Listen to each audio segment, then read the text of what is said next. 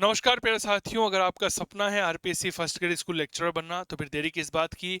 आज ही काव्य क्लासेस कोटा का मोबाइल एप्लीकेशन डाउनलोड करिए, जहां पर फर्स्ट ग्रेड इतिहास विषय के ऑनलाइन कोर्स पर चल रहा है महा बचत ऑफर। बिल्कुल, यह ऑफर 19 और 20 जनवरी को लाइव होने जा रहा है, जिसके अंतर्गत आप हमारे फर्स्ट ग्रेड इतिहास विषय के कोर्स पर, मेरे प्यारे साथियों बिल्कुल आपने सही सुना, 50% तक डिस्काउंट और 3 महीने की अतिरिक्त वैधता आपको मिलेगी। यानी कि कुल मिलाकर के यह कोर्स जो 6,000 रुपए का है, 6,000 की जगह यह कोर्स आपको केवल और केवल 3,000 का मिलेगा, प्लस 12 की जगह 15 महीने की वैधता आपको यहाँ पर मिलने वाली है।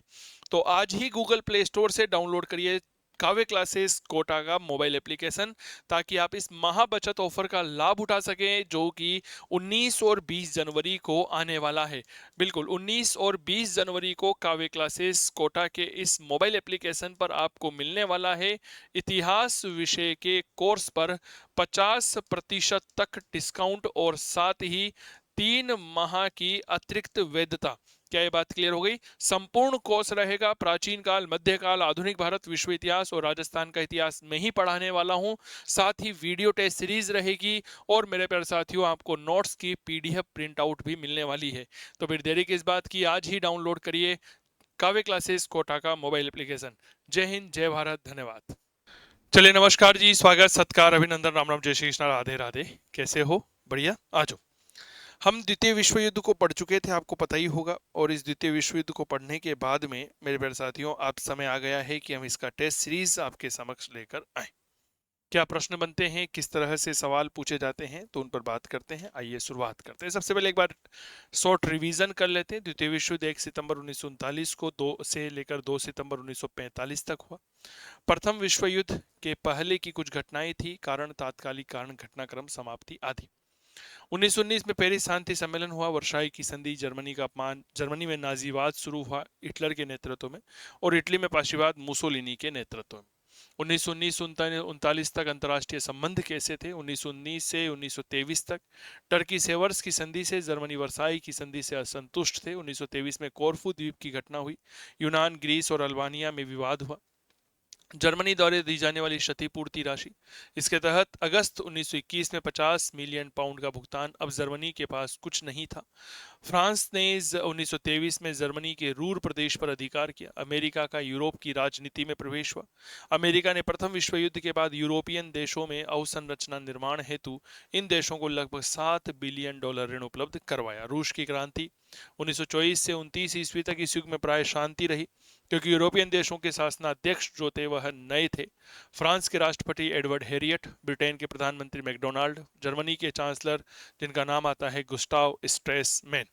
क्या ये बात क्लियर हो गई? इसके बाद के इतिहास को समझिएगा। यह बेसिकली आपस में मतभेद जो है उन्हें समाप्त करना चाहते थे। डावोस योजना, अमेरिकी आर्थिक विशेषज्ञ थे। इस योजना के तहत अमेरिका जर्मनी को 40 मिलियन पाउंड का ऋण देगा, जिससे वह अपना ऋण चुकाएगा। लोकार्नो की संधियां 1925, स्विट्जरलैंड के लोकार्नो में विभिन्न देशों में संधियां हुई, Britain, France, Italy, Germany, Belgium, Poland, Czechoslovakia. Kelong Brian समझौता, केलोंग अमेरिका के विदेश मंत्री, ब्रियान फ्रांस के थे।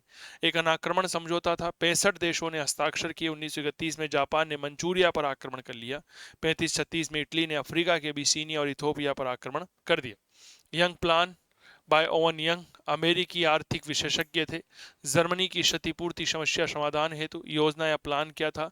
जर्मनी द्वारा दी जाने वाली क्षतिपूर्ति राशि को 6600 मिलियन पाउंड से हटा करके 2000 मिलियन पाउंड करना। इसे 58.5 किस्तों में चुकाएगा। गजब हो गई बात।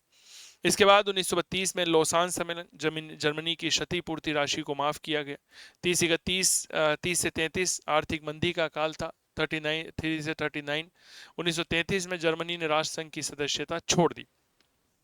कुछ कारण हमने यहाँ पर पढ़े, ठीक है। दो सैनिक ये युद्ध की तैयारियां पढ़ी, तात्कालिक कारण हमने पढ़े, ठीक है। ये पोलैंड पर आक्रमण की बात करी, 1 सितंबर 1939 पोलैंड पर आक्रमण कर दिया। युद्ध का प्रारंभ यहाँ पर हमें देखने को मिलता है, ठीक है। चलिए, 28 सितंबर 1939, ठीक है, एक समझौता हुआ, पोलैंड का विभाजन। रूस ने फिनलैंड पर आक्रमण कर दिया, पोनी वार की घटना हमने देखी। जर्मनी ब्रिटेन का प्रधानमंत्री चैम्बरलाइन, उसके बाद विंस्टन चर्चिल, गैमलिन बात करी, पनडुब्बी मिशन हमने पढ़ा, यू बोट्स मिशन, दलादिया के स्थान पर पालरीनाथ, नॉर्वे डेनमार्क, आयरलैंड का बेल्जियम पर हमला, 16 से 18 मई तक फ्रांस का सेनापति वेगांद था।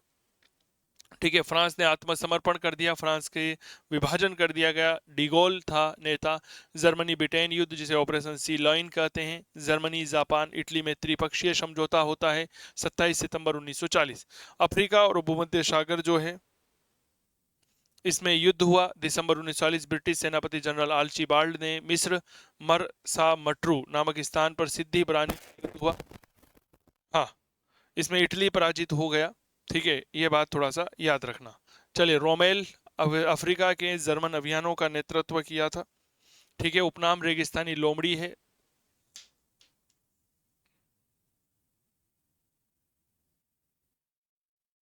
एक सेकंड रुक जाइए। चलिए, युगोस्लाविया वाकिया के द्वारा भी धुरी राष्ट्रों से समझौता, 27 मार्च को यहां पर विद्रोह होता है, आप उन्हें कॉल कर लीजिए। 6 अप्रैल को जर्मनी द्वारा युगोस्लाविया पर हमला, 24 अप्रैल को यूनान ग्रीस जर्मनी ने अधिकार कर लिया। 1941 में जर्मनी द्वारा क्रीट द्वीप पर अधिकार। 22 जून 1941 जर्मनी द्वारा रूस पर आक्रमण, ऑपरेशन बारबोसा। रूजवेल्ट और चर्चिल के बीच में अटलांटिक चार्टर 14 अगस्त सन 1941 क्लियर हो गई। फिर अमेरिका पर जापान का हमला, पर्ल हार्बर की घटना 7 दिसंबर की बात हमने पढ़ी। ठीक है, अमेरिका जापान के विरुद्ध युद्ध में शामिल हो गया, 8 दिसंबर की घटना। 11 दिसंबर 1941 जर्मनी और इटली के खिलाफ युद्ध, 2 जंगी जहाज डुबो दिए गए। ब्रिटेन अमेरिका का धुरी राष्ट्रों के खिलाफ संयुक्त टॉर्च अभियान, मूल रूप से फ्रांस अभियान था। ठीक है, चलिए, मुसोलिनी हटाया गया, हिटलर की हत्या, आत्महत्या हो गई, जर्मनी ने आत्मसमर्पण, यूरोप विजय दिवस हुआ, ऑपरेशन ओरलैंडो हुआ, लेयर्टी की संधि पोस्टडम सम्मेलन 10 जुलाई से 2 अगस्त। ठीक है, इसके बाद पोस्टडम घोषणा हुई। जापान पर अमेरिका का परमाणु युद्ध हमने देखा। ठीक है, हिरोशिमा और नागासाकी जापान के द्वारा आत्मसमर्पण कर दिया गया। कुछ कारण हमने यहाँ पर देखे। तो मेरे प्यारे साथियों, इस प्रकार हमने जो है क्या देखा, हमने पूरा का पूरा एक युद्ध यहाँ पर देखा। क्लियर हो गई। तो आइए अब यहाँ पर हम प्रश्नों को करते हैं। पहला प्रश्न है, निम्नलिखित में से म्यूनिक समझौते में भाग नहीं लिया था? दलादिये, मुसोलिनी, लिटविनोव, हिटलर और अनुत्तरित प्रश्न है। निम्नलिखित में से किसने समझौते में भाग नहीं लिया? बेसिकली चेकोस्लोवाकिया के जर्मन बाहुल्य क्षेत्र सुडेटनलैंड को लेकर के 29 सितंबर 1938 को म्यूनिक समझौता हुआ था। जर्मनी की ओर से हिटलर, इटली की ओर से मुसोलिनी, फ्रांस की ओर से दलादिये और ब्रिटेन की तरफ से चैम्बरलेन भाग लेता है। लिटविनोव इसमें भाग नहीं लेता है। ठीक है, म्यूनिक समझौता जो है यह किसे लेकर हुआ था? तो यह सुडेटनलैंड को लेकर के हुआ था। ठीक है, किसको लेकर के हुआ था?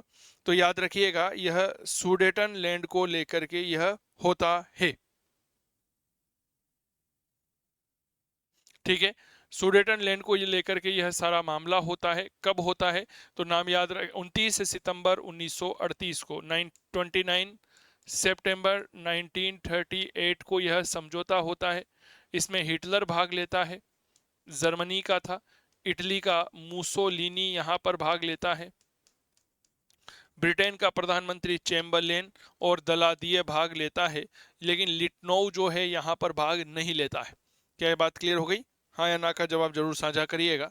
इसके बाद अगला प्रश्न, द्वितीय विश्व युद्ध में ब्रिटेन ने जर्मनी के विरुद्ध युद्ध की घोषणा कब की थी? ब्रिटेन ने जर्मनी के विरुद्ध 1 सितंबर 1939, 3 सितंबर, 5 सितंबर, 9 सितंबर, अनुत्तरित प्रश्न है, बताइए। ब्रिटेन ने जर्मनी के विरुद्ध युद्ध की घोषणा जो है वह 3 सितंबर को की थी। 1 सितंबर को तो जर्मनी जो है वह पोलैंड पर हमला कर देता है, आपको पता ही होगा।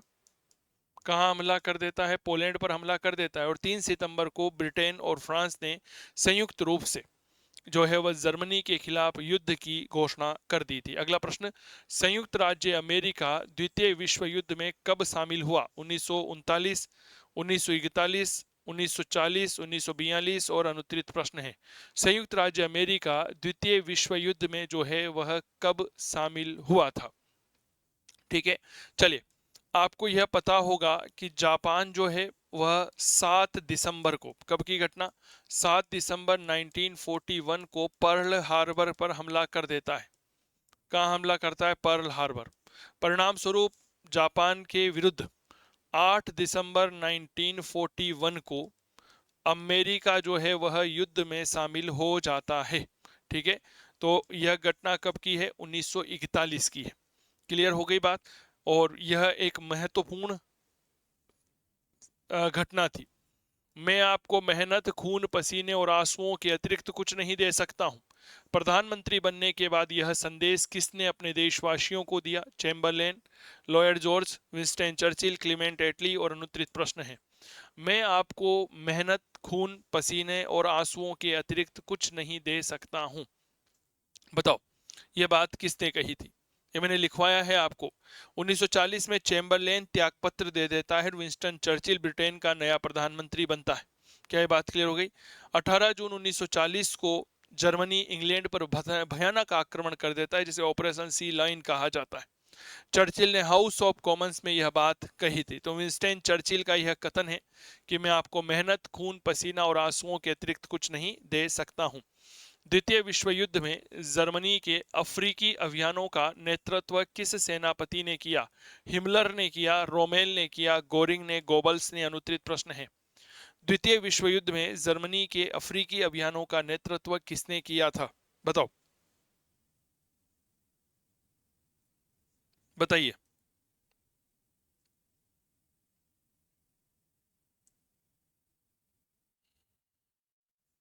सर याद रखना, यह रोमेल ने किया था। रोमेल को क्या कहा जाता है? रोमेल को ही रेगिस्तानी लोमड़ी कहा जाता है। रेगिस्तानी लोमड़ी के तौर पर हम इसे जानते हैं। ठीक है, रोमेल, रेगिस्तानी लोमड़ी। अगला प्रश्न, द्वितीय विश्व युद्ध में जर्मनी के अफ्रीकी अभियानों का नेतृत्व किस सेनापति ने किया था? रोमेल ने किया था। रिपीट प्रश्न है, द्वितीय विश्व युद्ध में जापान ने औपचारिक रूप से कब आत्मसमर्पण कर दिया? 6 अगस्त को, 2 सितंबर 1939, 2 सितंबर 1945, 3 सितंबर 1939? अनुत्तरित प्रश्न है। जापान ने औपचारिक रूप से कब आत्मसमर्पण कर दिया था?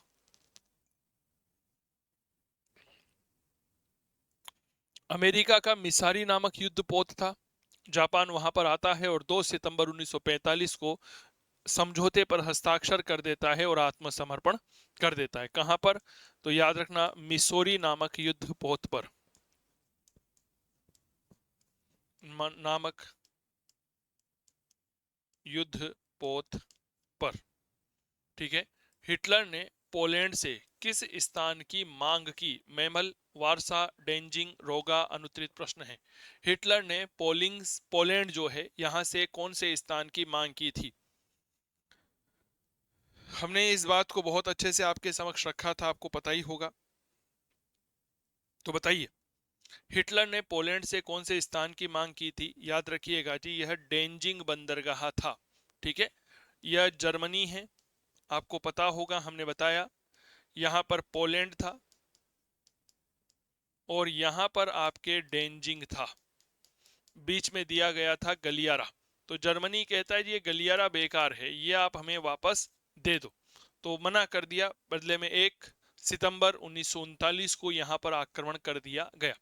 निम्नलिखित देशों के में से किस देश ने सुरक्षा के उद्देश्य से मेजिनो लाइन का निर्माण किया? Germany, Italy, France, Austria? अनुत्तरित प्रश्न है। सुरक्षात्मक दृष्टि से कई सारी लाइनें इस समय बताई गई थी, जैसे आउटर लाइन जो है वह जापान ने बिछाई थी, बनाई थी, है ना। सिगफ्रीड लाइन जो है वह किसने बनाई थी? जर्मनी ने। मेजिनो लाइन जो है वो फ्रांस ने बनाई थी। क्या ये बात क्लियर हो गई? हाँ या ना का जवाब दीजिएगा। किसने बनाई थी सर? तो याद रखना, यह बनाई थी किसके द्वारा? यह फ्रांस के द्वारा बनाई गई थी। ठीक है, तो इस तरह से था। मान लीजिए यह फ्रांस है और यहां पर आपके जर्मनी हो गया। तो फ्रांस ने एक लाइन तैयार करी आत्मरक्षा के उद्देश्य से, जिसे हमने नाम दिया मेजिनो। जर्मनी ने एक लाइन तैयार करी जिसे हमने नाम दिया सिगफ्रीड। Siegfried, clear? चलिए, रोम बर्लिन दूरी का जो निर्माण है यह कब हुआ? 25 अक्टूबर 1935, 25 अक्टूबर 1936, 25 अक्टूबर 1937, 25 अक्टूबर 1938? और अनुत्तरित प्रश्न है, रोम बर्लिन दूरी का निर्माण जो है यह कब हुआ? बहुत बढ़िया प्रश्न है। तो याद रखना 25 अक्टूबर 1936 को रोम बर्लिन दूरी यहां पर बनी थी। मैं सम्मान सहित शांति लाया हूं। बताओ, मैं क्या लाया हूं? सम्मान सहित शांति लाया हूं। जब म्यूनिक समझौता हुआ, म्यूनिक समझौते से एक नेता आया और उसने कहा जी मैं शांति लाया हूं, और वो भी सम्मान वाली। क्लियर? गजब। तो यह प्रोफेसर बेंस था, विंस्टन चर्चिल था, चैम्बरलेन था, हिटलर था। अनुत्तरित प्रश्न है। तो आपको पहले तो म्यूनिक समझौते की जानकारी होना चाहिए। म्यूनिक समझौते में 4 देशों ने भाग लिया था, और मूल रूप से चेकोस्लोवाकिया के सुडेटनलैंड को लेकर के यह समझौता हुआ था। ठीक है। जर्मनी, इटली, फ्रांस और ब्रिटेन। तो यहां पर ब्रिटेन का एक प्रधानमंत्री था चैम्बरलेन। चैम्बरलेन ने यह कहा था कि मैं सम्मान सहित शांति लाया हूं। क्या ये बात क्लियर हो गई? तो इंग्लैंड और फ्रांस को युद्ध या अपमान में से किसी एक को चुनना था, तो उन्होंने अपमान को चुना, किंतु वह युद्ध को नहीं बचा सके, क्योंकि म्यूनिक समझौते के माध्यम से ही सुडेटनलैंड का जो प्रदेश था वह जर्मनी को दे दिया गया था। आपको यह बात पता होगी, और यह बहुत बड़ा अपमान था अपने आप में। तो मूल रूप से क्या है ना, कि म्यूनिक समझौते का उद्देश्य था कि विश्व को द्वितीय विश्व युद्ध से बचाया जा सके, है ना। लेकिन अपमान को चुनने के बावजूद भी यह सब कार्य नहीं हो सका था। नमस्कार प्यारे साथियों, अगर आपका सपना है RPSC first grade school lecturer बनना, तो फिर देरी किस बात की। आज ही काव्य क्लासेस कोटा का मोबाइल एप्लीकेशन डाउनलोड करिए, जहां पर फर्स्ट ग्रेड इतिहास विषय के ऑनलाइन कोर्स पर चल रहा है महा बचत ऑफर। बिल्कुल, यह ऑफर 19 और 20 जनवरी को लाइव होने जा रहा है, जिसके अंतर्गत आप हमारे फर्स्ट ग्रेड इतिहास विषय के कोर्स पर, मेरे प्यारे साथियों बिल्कुल आपने सही सुना, 50% तक डिस्काउंट और 3 महीने की अतिरिक्त वैधता आपको मिलेगी। यानी कि कुल मिलाकर के यह कोर्स जो 6,000 रुपए का है, 6,000 की जगह यह कोर्स आपको केवल और केवल 3,000 का मिलेगा, प्लस 12 की जगह 15 महीने की वैधता आपको यहाँ पर मिलने वाली है। तो आज ही गूगल प्ले स्टोर से डाउनलोड करिए काव्य क्लासेस कोटा का मोबाइल एप्लीकेशन, ताकि आप इस महा बचत ऑफर का लाभ उठा सकें, जो कि 19 और 20 जनवरी को आने वाला है।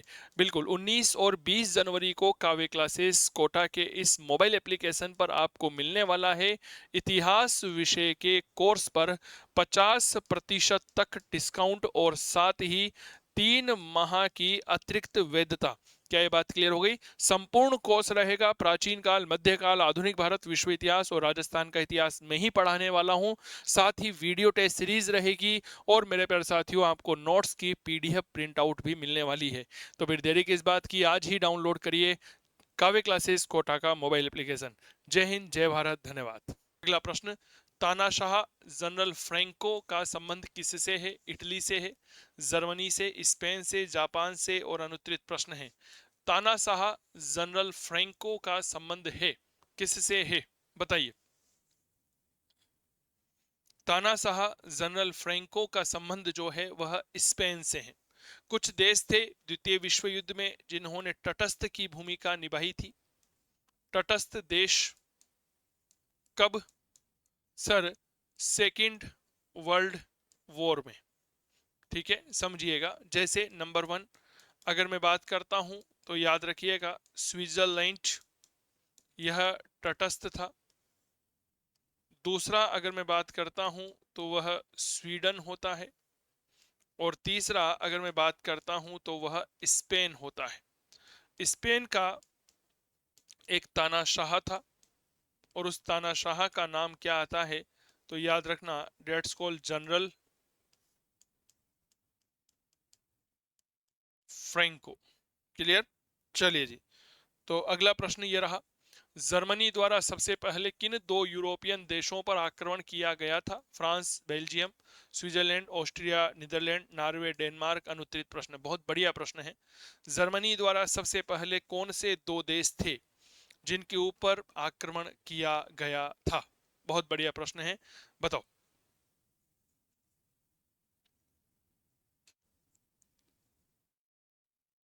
देखो, 1940 की बात है। हिटलर जो है यह जर्मनी का तानाशाह था, और इस हिटलर के द्वारा 2 तटस्थ राष्ट्रों पर हमला किया गया। 2 तटस्थ देशों पर हमला किया गया। और ये तटस्थ देश कौन से थे भैया? शांति के देश थे, नॉर्वे और डेनमार्क। मैंने आपको कल पढ़ाया था, आपको पता होगा कि नॉर्वे और डेनमार्क मेरे प्यारे साथियों दो ऐसे देश हैं जहां पर अगर हम परिचर्चा करते हैं तो आप विश्व वर्ल्ड हैप्पीनेस रिपोर्ट देख लीजिए, वर्ल्ड हेल्थ रिपोर्ट देख लीजिए, कोई सी भी रिपोर्ट, तो ये देश आगे पीछे ही रहते हैं, ठीक है ना। नॉर्वे का देशद्रोही हिटलर से मिल गया था और नॉर्वे का शासक जो है हांको, वह इस समय इंग्लैंड भाग गया था। तो नॉर्वे का राजा कौन था, नॉर्वे का शासक इस समय कौन था? तो याद रखिएगा नॉर्वे का शासक हुआ करता था, नाम था हांको। ठीक है, अगला प्रश्न देखिए। द्वितीय विश्व युद्ध में धुरी राष्ट्र थे जर्मनी, इटली, जापान, उपरोक्त सभी अनुत्तरित प्रश्न हैं। बताओ। दो प्रकार के देश हमें यहां पर देखने को मिलते हैं। पहले तो धुरी राष्ट्र, क्या ये बात समझ में आ गई? और फिर मेरे प्यारे साथियों हमें यहां पर देखने को मिलते हैं मित्र राष्ट्र। क्लियर हो गई? तो यहां पर एक प्रश्न है आप लोगों से कि बताइए यहां पर धुरी राष्ट्र जो है वह कौन थे? ठीक है सर, याद रखिएगा यह उपयुक्त सभी जो हैं वह धुरी राष्ट्र थे। इसके अलावा फिनलैंड और बल्गारिया भी धुरी राष्ट्रों में शामिल किए जाते हैं। अगला प्रश्न। 1945 में मित्र राष्ट्रों के समूह में जर्मनी को अपने नियंत्रण में चार भागों में विभाजित करने का फैसला किया। यह फैसला किस सम्मेलन में लिया गया था? Moscow, Casablanca, Yalta, Paris? अनुत्तरित प्रश्न है। 1945 में मित्र राष्ट्रों के समूह ने जर्मनी को अपने नियंत्रण में चार भागों में बांटने की प्रयास किया। ठीक है, ये चार देश कौन कौन से थे? ब्रिटेन था, फ्रांस था, अमेरिका था, रूस में। ठीक है, और यह बात हुई थी याल्टा सम्मेलन जो 4 से लेकर 11 फरवरी 1945 तक हुआ था। ठीक है, बताओ कौन सा सम्मेलन? तो याद रखिएगा डेट इज कॉल्ड याल्टा सम्मेलन। कब हुआ? 4 से लेकर के 11 फरवरी सन 1945 में यह सम्मेलन हुआ था। याद रखना यह वह तारीख है जिस दौरान अभी कहीं ना कहीं द्वितीय विश्व युद्ध चल रहा है, क्योंकि द्वितीय विश्व युद्ध की समाप्ति 2 सितंबर 1945 को होगी। और चार देश जो हैं जिनके बारे में चर्चा कर रहे हैं वह कौन कौन से हैं? वह आपके ब्रिटेन होता है, अमेरिका है, रशिया है, फ्रांस है। यह आपके मित्र राष्ट्रों की सूची में आते हैं। मित्र राष्ट्र जो है इसमें चार तो ये रहेंगे, इसके अलावा चीन रहेगा, भारत रहेगा, तुर्की रहेगा। यह ऐसे देश हैं जो मित्र राष्ट्रों की श्रेणी में आते हैं। क्या ये बात क्लियर हो गई? चलो जी, अगला प्रश्न ये रहा। निम्नलिखित में से कौन सा दिन विश्व नागरिकों में इन विश्व इतिहास में काला गुरुवार के नाम से जाना? यह प्रश्न आपके नहीं है, यह प्रश्न बेसिकली आर्थिक मंदी का प्रश्न है, इकोनॉमिक क्राइसिस का सवाल है। जब अमेरिका में आर्थिक मंदी के दौरान जो अमेरिका का स्ट्रीट या हमेशा कह सकते हैं न्यूयॉर्क स्टॉक एक्सचेंज जो है वह गिर गया था और इस घटना को काला गुरुवार कहते हैं। यह 24 अक्टूबर 1929 की घटना है। ठीक है, वॉल स्ट्रीट जो है वह गिर गया था। अगला, द्वितीय विश्व युद्ध के दौरान सबसे ज्यादा लोग कहां मरे? जर्मनी में, रूस में, इटली में, इंग्लैंड में? अनुत्तरित प्रश्न। अब देखो आप प्रश्न का प्रारूप देखो एक बार आप। सेकेंड वर्ल्ड वॉर जो है इसमें सबसे ज्यादा लोग जो है वह कहां के मरे थे? जर्मनी मूल रूप से 22 जून 1941 को रूस पर आक्रमण करता है और इस घटना को ऑपरेशन बारबोसा नाम दिया जाता है। तो रूस में सबसे ज्यादा लोग यहां पर मरे थे। देखो, जर्मनी द्वारा रूस पर आक्रमण। ठीक है, जर्मनी ने जब रूस पर आक्रमण किया 22 जून 1941 की बात है यह, और इस घटना को क्या कहते हैं? That is called operation Barbarossa. ठीक है, तो बहुत बड़ी त्रासदी रूस में हुई थी। स्टालिनग्राड जिसे लेनिनग्राड भी कहते हैं, ठीक है, वहां पर खूनी संबंध जिसे रक्त राष्ट्रभक्तों का युद्ध कहा जाता है। रेड आर्मी ने जर्मनी को पराजित किया था। इस युद्ध में लगभग 25 लाख सैनिक मारे गए थे। क्या ये बात क्लियर हो गई दोनों पक्षों के? अगला प्रश्न। द्वितीय विश्व युद्ध को प्रतिशोधात्मक संज्ञा किसने दी है? फाल्स, मुसोलिनी, रूजवेल्ट, लैंगसन और अनुत्तरित प्रश्न है, बताओ।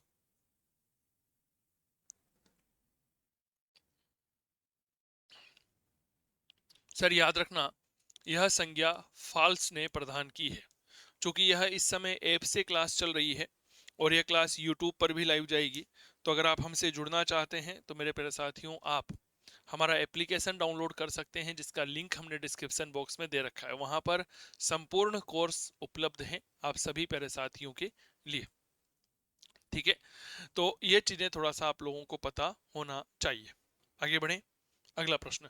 ऑपरेशन ओवरलॉर्ड किसके नेतृत्व में चलाया गया? Eisenhower, Walter Wegner, Montgomery, Rommel और अनुत्तरित प्रश्न है। Operation Overlord.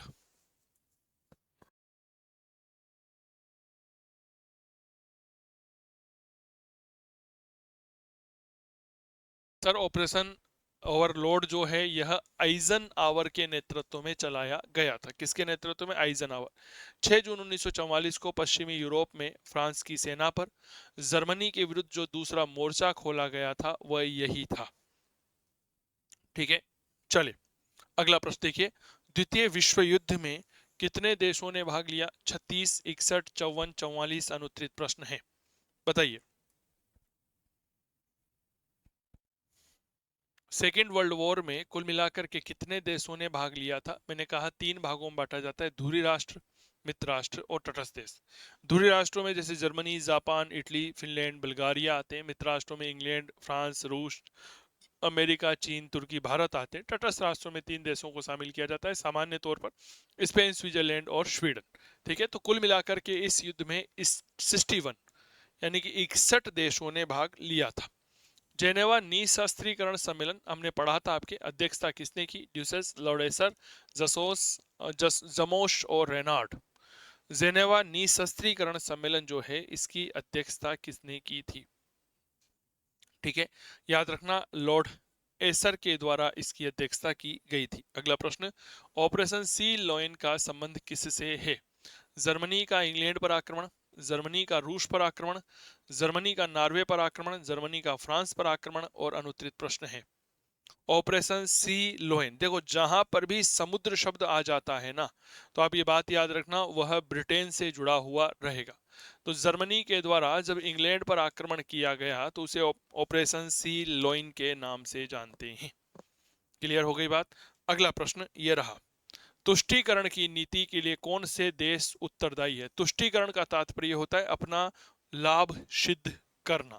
ठीक है, अमेरिका, रूस, Britain, France, Japan, Italy, Italy Germany. अनुत्तरित प्रश्न है, बताओ भाई साहब।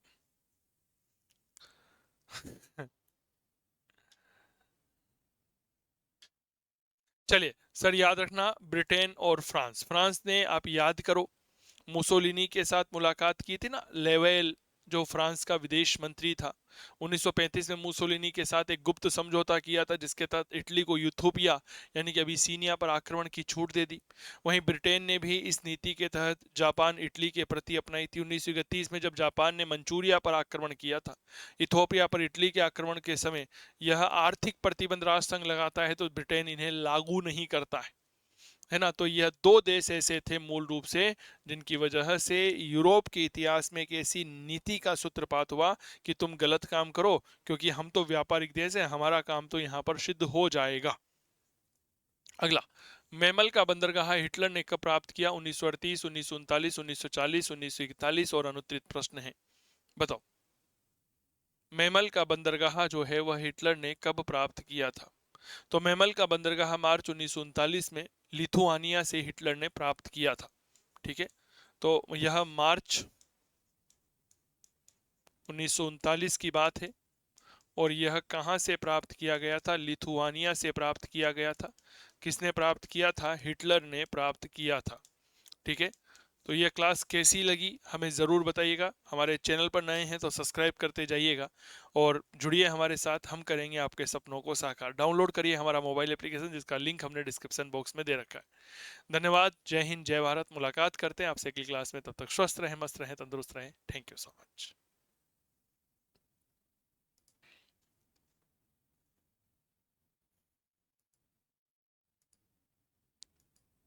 नमस्कार प्यारे साथियों, अगर आपका सपना है RPSC first grade school lecturer बनना तो फिर देरी किस बात की। आज ही काव्य क्लासेस कोटा का मोबाइल एप्लीकेशन डाउनलोड करिए, जहां पर फर्स्ट ग्रेड इतिहास विषय के ऑनलाइन कोर्स पर चल रहा है महा बचत ऑफर। बिल्कुल, यह ऑफर 19 और 20 जनवरी को लाइव होने जा रहा है, जिसके अंतर्गत आप हमारे फर्स्ट ग्रेड इतिहास विषय के कोर्स पर, मेरे प्यारे साथियों बिल्कुल आपने सही सुना, 50% तक डिस्काउंट और 3 महीने की अतिरिक्त वैधता आपको मिलेगी। यानी कि कुल मिलाकर के यह कोर्स जो 6,000 रुपए का है, 6,000 की जगह यह कोर्स आपको केवल और केवल 3,000 का मिलेगा, प्लस 12 की जगह 15 महीने की वैधता आपको यहाँ पर मिलने वाली है। तो आज ही गूगल प्ले स्टोर से डाउनलोड करिए काव्य क्लासेस कोटा का मोबाइल एप्लीकेशन, ताकि आप इस महा बचत ऑफर का लाभ उठा सकें, जो कि 19 और 20 जनवरी को आने वाला है। बिल्कुल 19 और 20 जनवरी को काव्य क्लासेस कोटा के इस मोबाइल एप्लीकेशन पर आपको मिलने वाला है इतिहास विषय के कोर्स पर 50% तक डिस्काउंट और साथ ही 3 माह की अतिरिक्त वैधता। क्या ये बात क्लियर हो गई? संपूर्ण कोर्स रहेगा प्राचीन काल, मध्यकाल, आधुनिक भारत, विश्व इतिहास और राजस्थान का इतिहास में ही पढ़ाने वाला हूं। साथ ही वीडियो टेस्ट सीरीज रहेगी और मेरे प्यारे साथियों आपको नोट्स की पीडीएफ प्रिंट आउट भी मिलने वाली है। तो फिर देरी किस बात की, आज ही डाउनलोड करिए काव्य क्लासेस कोटा का मोबाइल एप्लीकेशन। जय हिंद, जय भारत, धन्यवाद।